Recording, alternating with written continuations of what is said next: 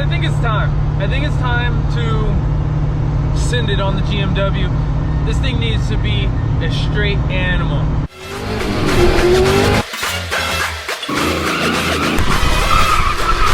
Pick it up now! Bruh! Sorry, I have been lacking on the content, but me and my wife have been planning a bunch of stuff. Now I ordered a new block, oil feed block. It's like an oil feed plate that goes on to the oil pan here. The one that I have now is very, very leaky, and I do not want to have a oil leak. So we're gonna fix that come Monday. Today is currently Saturday, and we'll get that all taken care of. There's some odd and end stuff I got to do to the GTO to get it fully dialed in. So once all of that is taken care of, I'll be going through the GTO, a bunch of little stuff on the GTO, but that would be it for motor stuff. We're gonna leave it like that up until track time. So the wife's car is coming in super clutch right now. It randomly snowed. It was pretty warm the last few days, but it snowed today, and now we got to deal with this stuff. Eventually we got to get out of this place. So, you know, I could work year round and not have to worry about stuff. I could drive and race year round, do whatever I want year round. We are gonna try our hand at the budget build stuff with the GMW. We're gonna race the GMW a bunch this year. So I literally have, let's see, it's about to be January. I have until April to have the GMW done. Obviously the GTO is pretty much done and at a good point right now, other than the odd and end stuff I was telling you guys about. But once we get that handled, the GTO is good and drivable and ready to go. I am gonna be doing a whole build list sheet, and then I literally will have 4 months to get it done. And knowing me, I probably will get it done a lot sooner, and then we'll be having a lot more fun with other stuff. But I'm gonna try to take my time, do everything as good as possible. Honestly, obviously on a budget, see what kind of outcome we have. I really feel like I can make equal or more horsepower than the GTO, and then the fact that it'll be on the GMW, I won't be nervous about it and I won't worry about it as much. Obviously we got to make a lot of things really clean, so I'm gonna start going through that car as of this week. We're gonna get everything dialed as possible, and we're gonna test the limits of a lot of stuff. Now I don't know if any of you guys noticed or not, but I posted a thumbnail and it just looks super goofy to me, so we're gonna handle it. So, but I don't know if you could tell or not. Right now, from this angle, it doesn't look like it's crooked at all, but yeah, I'm gonna fix it just a little bit. I believe this side sits a little bit lower than that side, so we're gonna fix it. And then while I'm at it, I'm gonna go ahead and hairspray all of my intercooler piping, so then it never blows off, because I haven't figured out an aluminum welder yet. So to prevent couplers from blowing off under boost, you pretty much put hairspray on the intercooler piping so it sticks. It adheres to the rubber.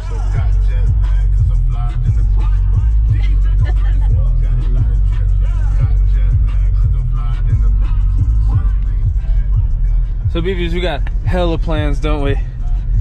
Woo, you don't even know.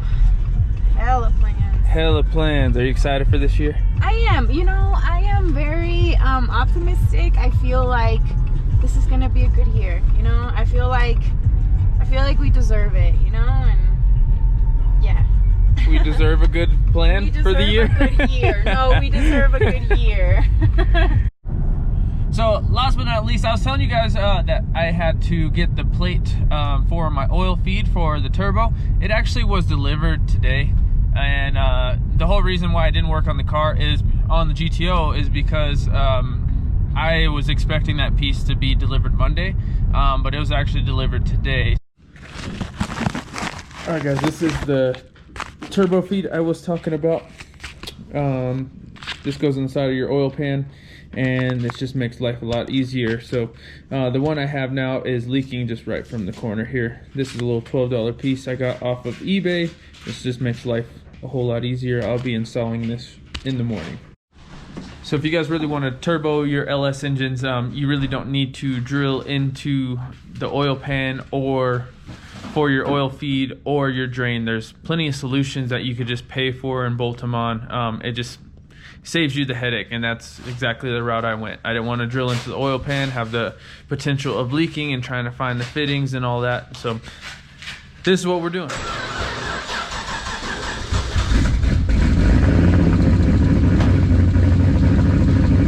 Yeah, it's pretty cold out here, so we're gonna try to get in and get out of here because one, I got really tired of paying for propane for my heater at $45 a tank, and then it goes you know, it burns through that in a couple of uses. It kind of sucks for me. So yeah, we're gonna get in here, we're gonna take that off.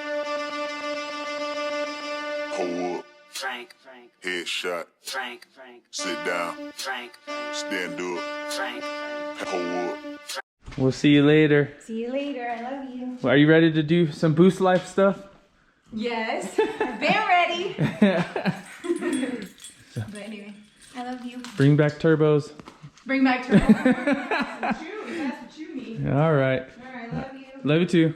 People want to kill their sorrow. Some people want to fit in with the popular. That was my problem. I was in a dark room, loud tunes, looking to make a vow soon. Okay, this is the old one. Obviously, I have a bunch of Permatex on here, and it's supposed to be oil resistant. I kind of went overboard with it so it wouldn't leak, but it was leaking. So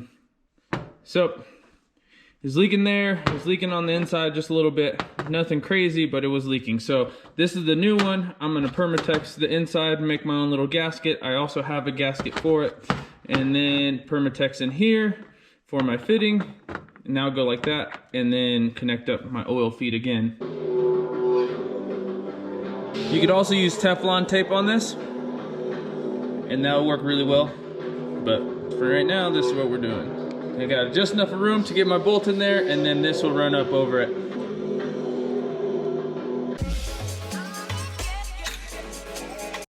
Okay, so this seems like it was a little bit off, and I could see why. I think when I went ahead and installed the bumper initially, it pushed my brackets over just a little bit, so then they swang over that way. So I'm just gonna adjust these.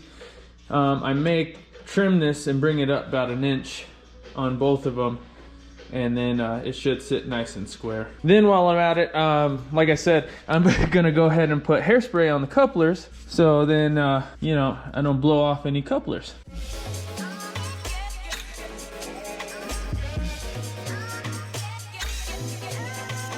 Okay, so now that that is all taken care of, pretty much what I'm gonna do now is the hairspray tactic. The hairspray tactic pretty much, when you spray hairspray, it gives it a nice sticky film to stick to for your coupler. So it kind of breaks down the rubber a little bit, and it kind of adheres to the metal. So it causes a really good bond to the metal, so you're not going to blow off couplers, you're not going to have boost leaks, that kind of stuff. So I am going to do that right now while the bumper is off, and I have really good access to all the intercooler piping.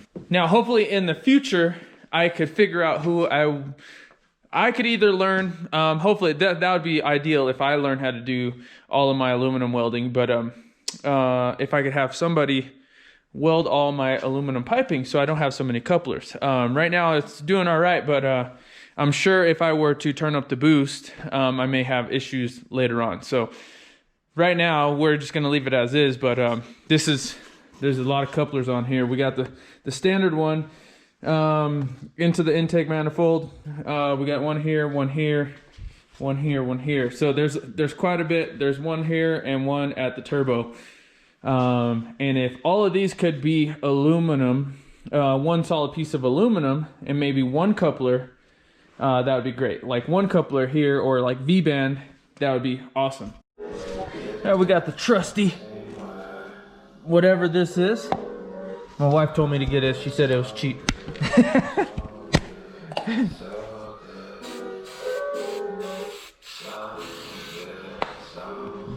All right, we sprayed it nice and good. I'll get both sides just in case. I have a tendency of putting death grip on stuff, but either you want it to leak or you don't.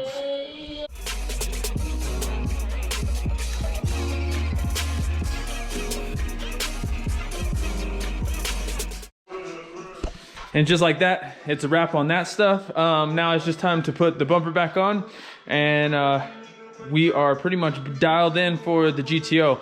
Now I just gotta go ahead and schedule the dyno tune for the GTO. Most likely, I don't know the schedule. I'll let you guys know in the next video. I'm not exactly sure of the schedule, but we will be dynoing the car soon. The goal is to make somewhere in the 700, 750 range, and we are done for power on this thing, at least until we get some sort of upgrades. But at the power level it's at a very, very comfortable daily driver. I don't want it so powerful to where it wants to kill me at all times. I will save that for the BMW, but for this car I just want to keep it very, very comfortable and reliable. So that is about the limit I am going to push this car to, and then we'll go from there on the BMW.